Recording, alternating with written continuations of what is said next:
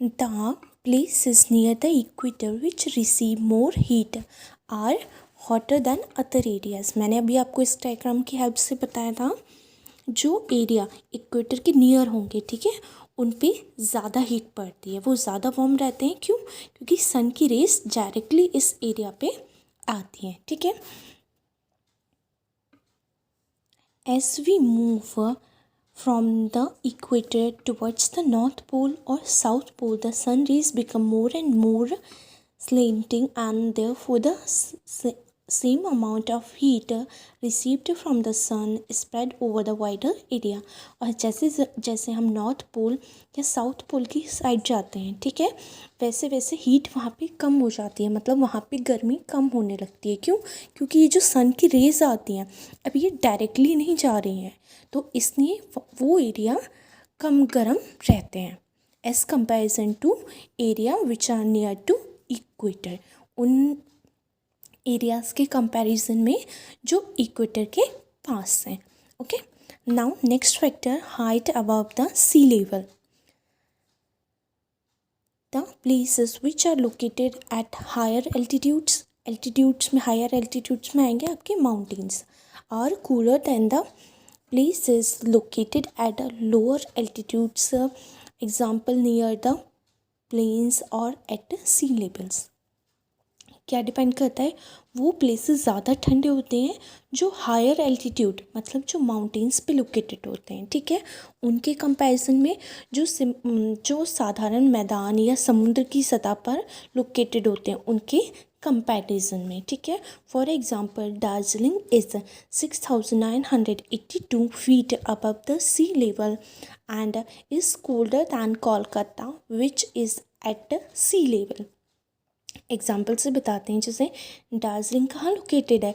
6,982 feets above the sea level, मतलब sea level से वो 6,982 फीट ऊंचा है, ज़्यादा लोकेटेड है, इसलिए वहाँ पे ज़्यादा ठंड पड़ती है कोलकाता के कंपैरिजन में, जो सी लेवल समुद्र की सतह के पास है। Okay, now next, distance from the sea, places close to the sea are neither very hot nor very cold. वो प्लेसेस जो समुद्र के पास होते हैं वो ना ज़्यादा ठंडे होते हैं ना ज़्यादा गर्म। क्यों? Because in the summer sea breezes keeps them cold. क्योंकि क्या होता है, गर्मियों में वहाँ पे समुद्र से जो हवा आती है वो उनको कैसे रखती है? ठंडा। And in winters warm breeze from the sea stops them from getting very cold। और विंटर्स में क्या होता है, जो वहाँ पे समुद्र से हवा आती है, हवा चलती है वहाँ पे, वो उसको बहुत ही ज़्यादा ठंडा होने से बचाती है। Now humidity is the amount of moisturiser और water vapour present in the air. Humidity क्या होती है? मॉइस्चराइजर और वाटर वेपर कितना एयर में प्रेजेंट है, ठीक है, उसको ह्यूमिडिटी कहते हैं। The distance from the sea also affect the humidity को भी क्या इफेक्ट करता है कि समुद्र से किसी प्लेस की दूरी कितनी है और वो प्लेस कहाँ लोकेटेड है। Place is near the sea experience high humidity. वो प्लेसेस जो उस समुद्र के ज़्यादा पास में लोकेटेड होते हैं वहाँ पे ज़्यादा ह्यूमिडिटी पाई जाती है, because a large amount of evaporation takes place from the sea nearby as the winds blowing over the sea collect a lot of moisturizer in them।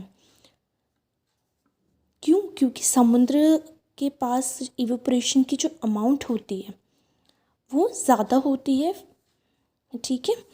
This is why coastal area such as Kolkata, Chennai, Mumbai etc are humid than the plains areas like Delhi. इसी वजह से कोलकाता, चेन्नई, मुंबई ये जो है ज़्यादा humid होते हैं, ठीक है, यहाँ पे ह्यूमिडिटी ज़्यादा पाई जाती है। क्यों? क्योंकि ये समुद्र के पास लोकेटेड है, सी के पास लोकेटेड है। और कंपैरिजन में किससे कर रहे हैं हम? प्लेन से, जो मतलब मैदानी क्षेत्र में एरियाज पाए जाते हैं, जैसे दिल्ली।